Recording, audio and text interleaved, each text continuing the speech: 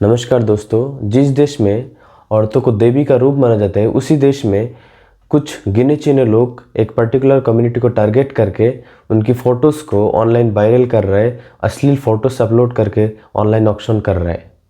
Radicalisation इतना बढ़ चुका है कि हवा में सिर्फ जहर ही जहर है। ये लोग इतना नफरती क्यों हो गए, इनके बारे में हम इस वीडियो में डिटेल में बात करेंगे। चलिए आगे। Back in a shocking incident, a social media app listed for Muslim women for auction.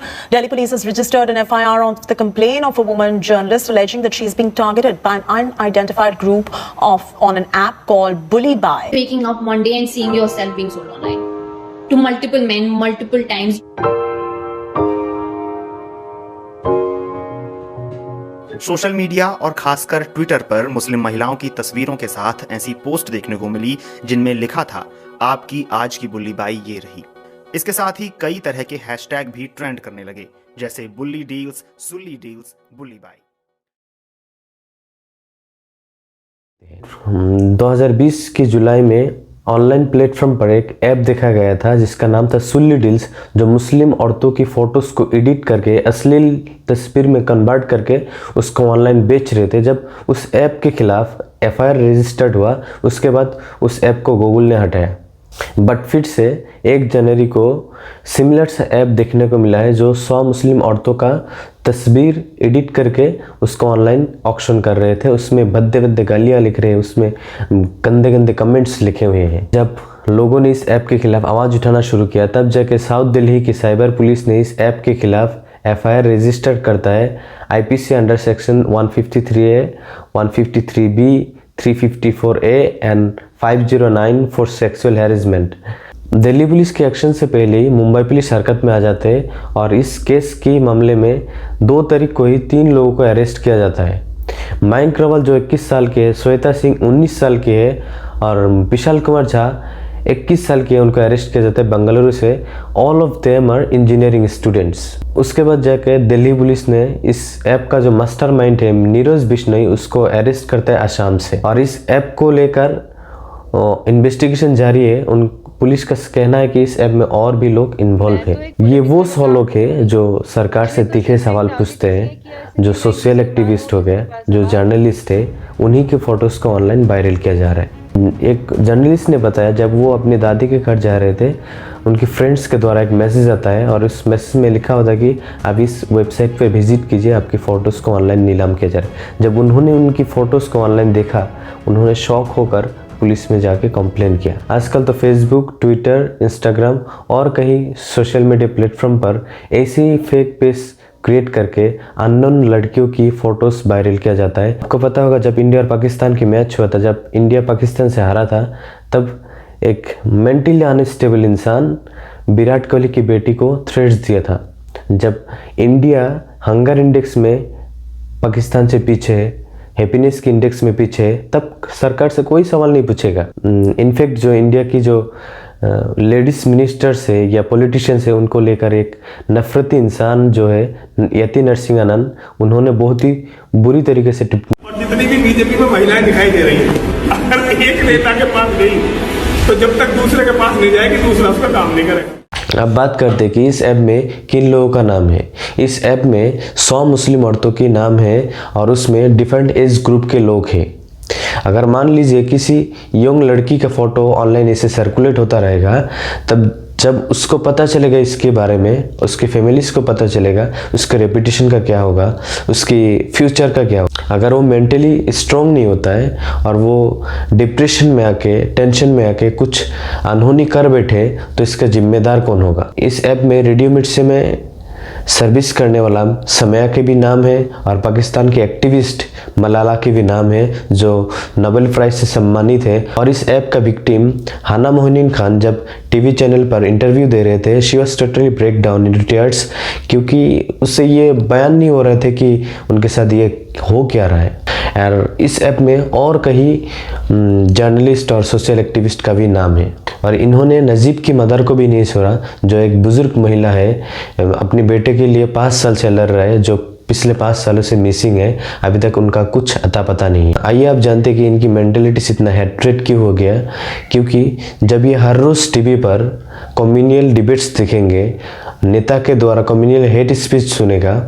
आजकल तो मेन स्ट्रीम मीडिया सोसाइटी को सबसे ज़्यादा ख़राब कर रहे हैं, क्योंकि मेन स्ट्रीम मीडिया टीआरपी के लिए वही शो करते हैं जो पब्लिक देखना चाहते हैं। और आए दिन मेन स्ट्रीम मीडिया में हिंदू मुस्लिम की डिबेट देखने को मिलता है, जात पात को लेकर डिबेट देखने को मिलता है। आजकल तो पॉलिटिकल रैलियों में कम्युनल हेट स्पीच देना आम बात हो गया, क्योंकि पॉलिटिकल रैलीज में जब वो कम्युनल हेट स्पीच नहीं देगा तब उनको वोट नहीं मिलेगा, क्योंकि उनको पता है कि इंडिया की ज़्यादातर लोग धर्म को लेकर बहुत सेंटिमेंटल है और इन्हीं का फ़ायदा उठा रहे हैं। अब तो धर्म संसदों में ओपन जेनोसाइड की बात किया जा रहा है।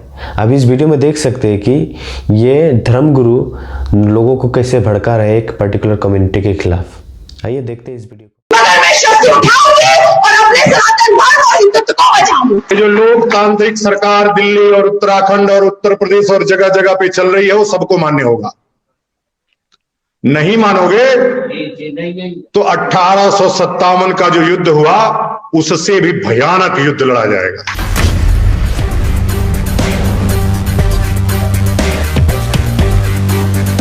ये धर्मगुरु धर्म संसद के नाम पर अधर्म संसद कर रहे हैं, क्योंकि उसमें बोल रहे हैं कि एक पर्टिकुलर कम्युनिटी को टारगेट करके उसको मार दो, क्योंकि कोई भी धर्म इजाज़त नहीं देता है एक बेगुनाह को मारने के लिए। ये रेडियो रवांडे की तरह ही नफरत घोल रहे सोसाइटी में। आपको शायद पता होगा कि रेडियो रवांडा इसी तरह के काम करते थे, एक पर्टिकुलर कम्युनिटी के अगेंस्ट जेनोसाइड करने के लिए, उन्हें उनके खिलाफ नफरत घोलने की काम करते थे। अगर यही काम धर्मगुरु के अलावा और दूसरा कोई करता तो उनके खिलाफ यूएपीए लगा के देशद्रोह का मामला रजिस्टर करके उसको जेल की सलाखों में भेज देता इंडियन गवर्नमेंट। और इन धर्मगुरुओं के अगेंस्ट अभी तक कोई एक्शन नहीं लिया, क्योंकि इनकी कर्म से गवर्नमेंट को फायदा होता है। और आप इस वीडियो में देख सकते हैं कि ये पुलिस वाला इन्हीं धर्मगुरु के साथ कैसे घुल मिल के हंस रहे हैं। अब अगर उस रेप्यूटेड पोजीशन पर बैठकर जस्टिस नहीं कर सकते, then you are not like to be seat on that position. Indian constitution has given you much power to maintain the law and order in the society. So make sure look everyone equally in the society. अगर कोई crime करता है तो crime है, चाहे वो धर्मगुरु हो या आम लोग हो या मिनिस्टर हो या एमएलए हो। रविश कुमार सर जी ने एक बात कहा था कि ये लोग आपके बच्चों को दंगाई बना देगा, और ये बात सच हो रहा है। शाहीन बाग या दिल्ली की सड़कों में जिन 2 बच्चों ने गोली चलाई थी उनका कोई क्रिमिनल बैकग्राउंड नहीं था। उनका फादर भी शौक हो गया कि मेरा बच्चा किसी से लड़ाई कर सकता है, और उनको टीवी में देखने को मिला कि उनकी बच्चों ने हाथ में हथियार लेके गोली चला दी। कुछ नेता कभी नहीं चाहता है कि आपके बेटा पढ़ के डॉक्टर या इंजीनियर बने या साइंटिस्ट बने, क्योंकि इनका दुकान बंद हो जाएगा। आपने कभी नहीं देखा होगा कि किसी मिनिस्टर या एमएलए का बेटा हथियार लेके किसी भीड़ में गया होगा, क्योंकि ये लोग क्या करते हैं कि अपने राजनीतिक फायदे के लिए आम लोगों की बच्चों को टारगेट करके उनके हाथ में हथियार थमा देता है, उनके ब्रेन वॉश करता है, एक कम्युनिटी के खिलाफ उसको भड़काता है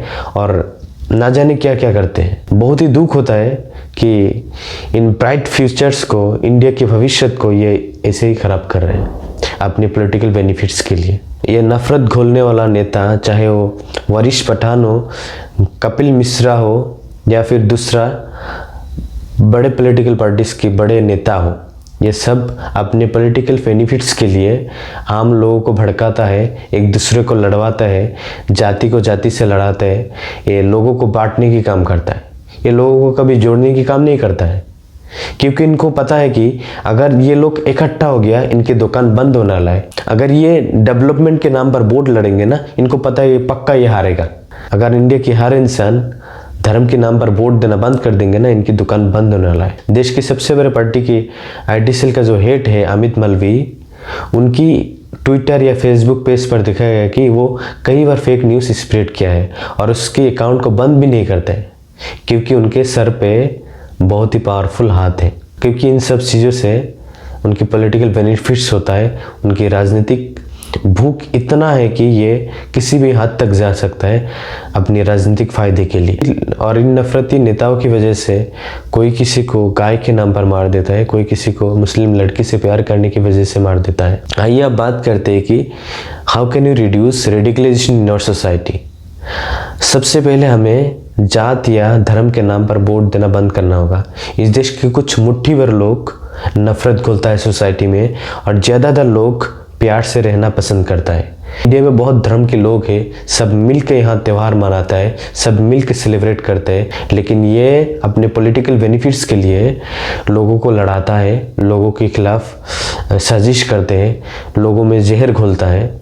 अगर ये चीज़ बंद नहीं हुआ, हमारे पिछले जनरेशन जो आएगा वो पूरी तरीके से बर्बादी हो जाएगा। आखिर में और 2 लाइन बोलना चाहूँगा मैं।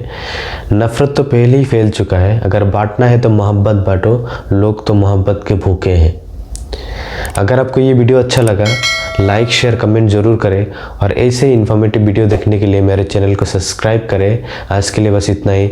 बहुत बहुत धन्यवाद।